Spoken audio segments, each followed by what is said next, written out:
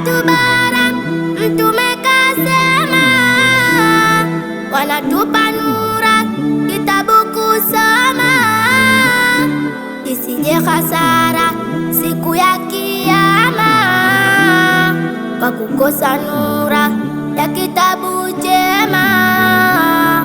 Isije hasara siku ya Kiyama kwa kukosa nura ya kitabu chema. Wanatusomesha tena kwa makini, kujua maisha ya wetu amini, kisha kwa bashasha mwaka pembeni, kuwafitinisha walimu wa dini. Kisha kwa bashasha mwaka pembeni, kuwafitinisha walimu wa dini.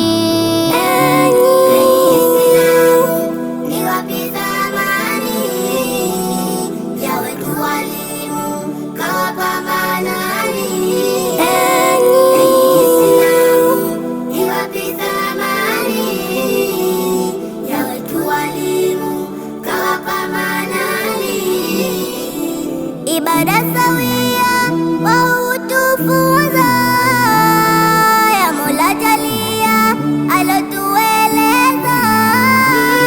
Bibi mwambia elimu wauza, kwa ada kutoa kwa thamani fedha. Mwisho tafikia enyi waumi, twapasa kujua kwetu maisha.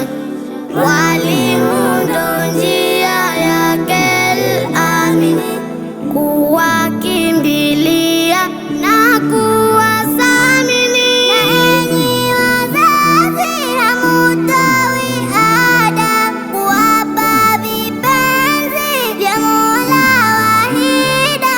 Kwa dharau hizi wanapata shida walimu wajuzi kwa kukosa ada.